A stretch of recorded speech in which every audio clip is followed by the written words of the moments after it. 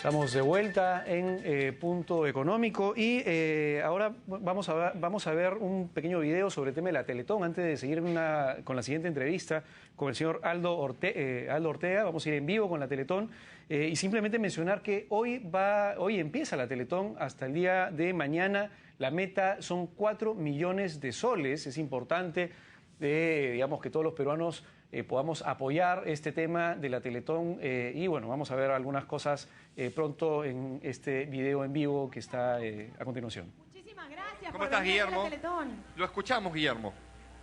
Hermano, miembros de la Teletón, la compañía minera Sauder Perú se enorgullece de estar presente una vez más para sumarse a la Teletón con la suma de 200.000 nuevos soles. 200.000 nuevos soles. Es un montón de dinero. Muchísimas gracias por eso. Es un buen primer paso.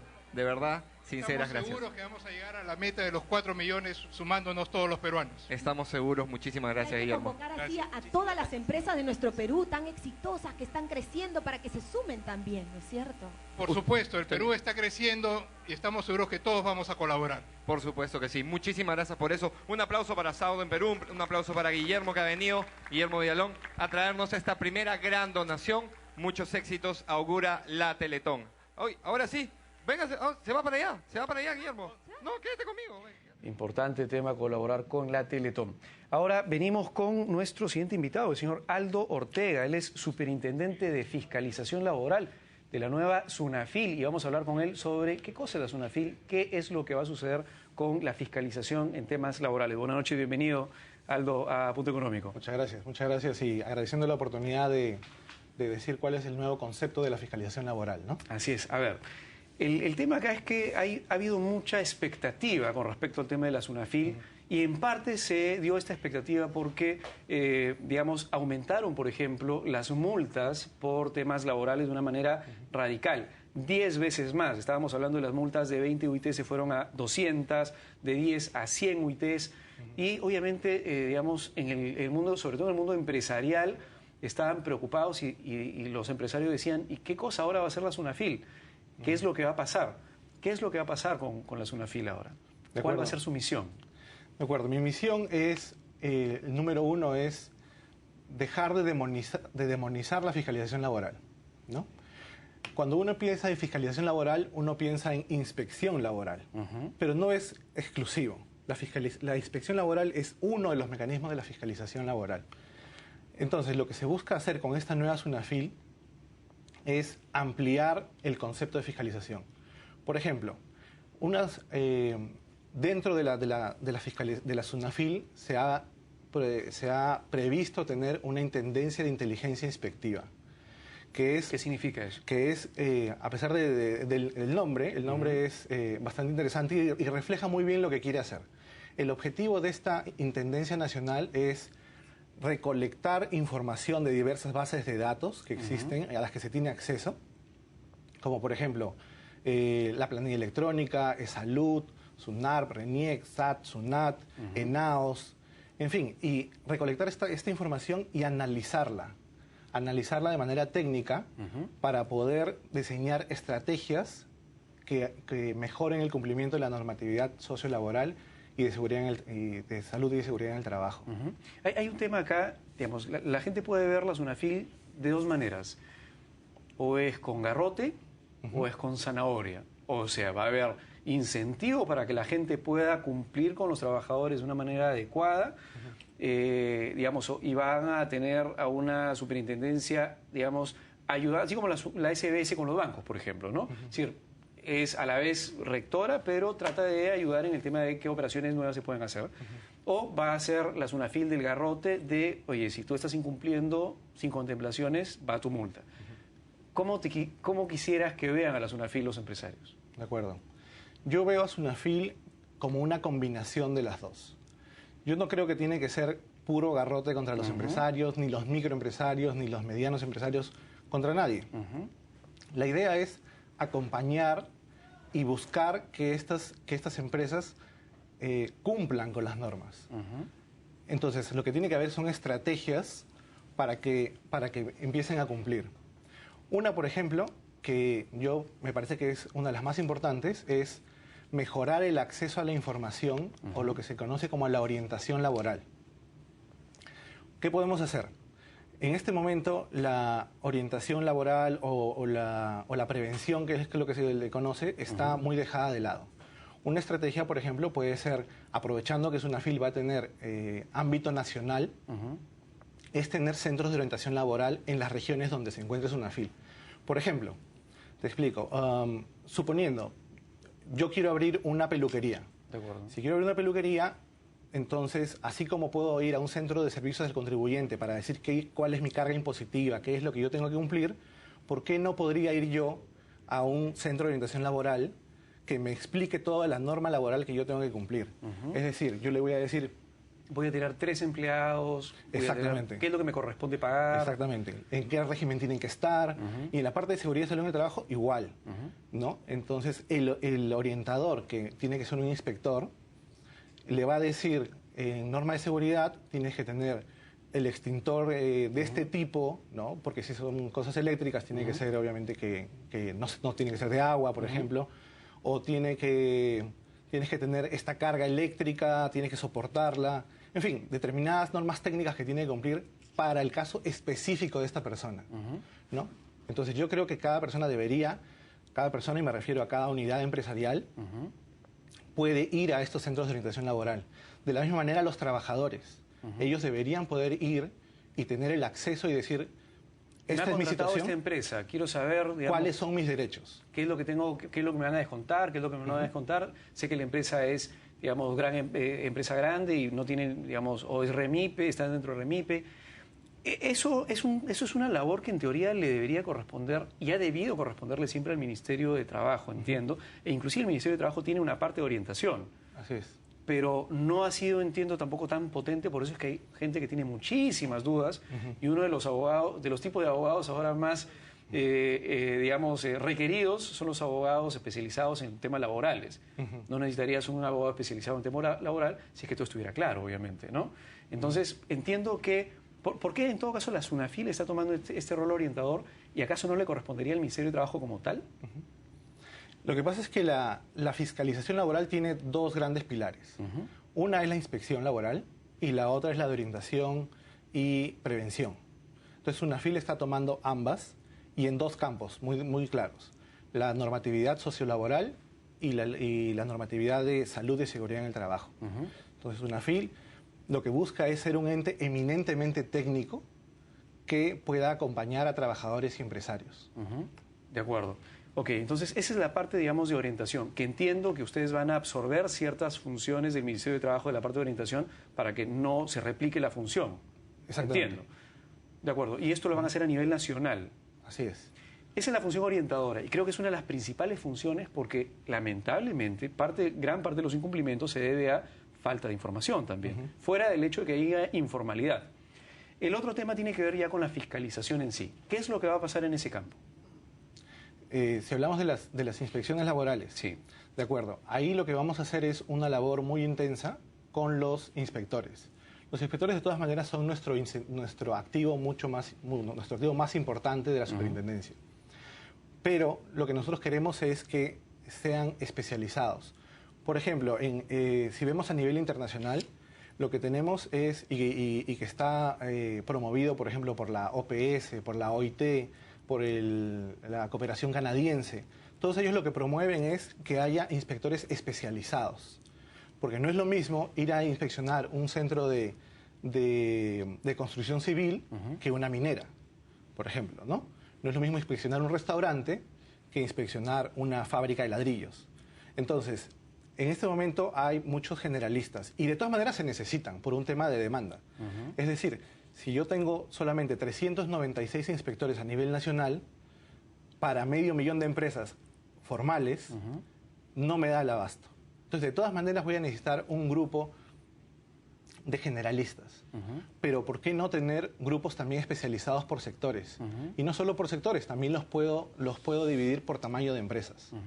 Ahora, una consulta. Este inspector, vamos a poner en un caso, el inspector nuevo, digamos, flamante inspector de la SUNAFIL, generalista, va a una empresa y efectivamente detecta una serie de inconsistencias o de cosas que están mal, que no están de acuerdo a la norma, y otra serie de cosas que hay un hueco ahí, digamos, hay una zona gris, y hay varias zonas grises, entiendo, en la legislación laboral.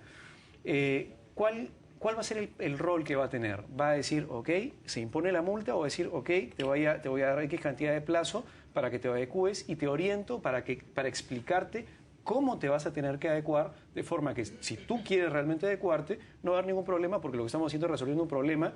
De esa forma probablemente sea mucho más fácil inclusive que se entregue información de parte de la empresa. ¿Cuál va a ser la lógica operativa en el campo de los inspectores? De acuerdo. La forma como viene funcionando ahora es que un inspector va, detecta infracciones y lo que hace es llenar un acta que por las infracciones que ha detectado, él sugiere una multa, ¿no? Él no pone la infracción, él no pone la resolución de multa. Eso simplemente es una sugerencia para la instancia superior. ¿Qué es quién en este caso? Entiendo que es el subdirector. Ok. Entonces, él es el que pone la multa finalmente. Ahora, hay que trabajar de diversos frentes, ¿no? Uno, por ejemplo, como tú bien decías, es el tema de las multas. Y un tema de las multas, uno de los problemas que tenía era la gran discrecionalidad que tenían los inspectores. Ahora se está trabajando en un nuevo reglamento de multas que va a salir en los próximos días, donde se está intentando justamente quitar toda esa discrecionalidad. Se está haciendo divisiones por tamaño de empresa, por la gravedad de la infracción, y además se está tomando en consideración la capacidad de pago que tienen las empresas. Se va a poner, por ejemplo, una proporción de los ingresos netos que tienen las empresas, como topes. ¿De acuerdo? Es decir, entonces a una microempresa no se le va a poder multar con 300 UITs ni 70 UITs. Porque la quiebra, si al final pierde el trabajador, pierde la empresa, pierde la SUNAT, pierden todos. Pierde el país completo, ¿no? Incluyendo los trabajadores que están ahí. Entonces, se va a considerar, se va a tener estos criterios de capacidad de pago de las empresas. Eso es importante, pero eso en todo caso va en paralelo con esta escala de multas, o se va a replantear la escala de multas y se va a hacer una escala de multas ad hoc para cada uno de los casos que comentas. No, se está haciendo unas tablas de doble entrada, y ahí es donde se va a poder tipificar cuáles son las, de acuerdo a la gravedad y al tamaño de las empresas, es decir, se va a poner rangos por número de trabajadores, y ahí cuando se detecte una infracción, de acuerdo al tamaño que tiene esa empresa, por el número de trabajadores, le va a tocar una infracción, un monto proporcional de la OIT que ya está determinado. De acuerdo. Eso quiere decir que lo que estamos hablando de las tablas actuales son topes, son máximos.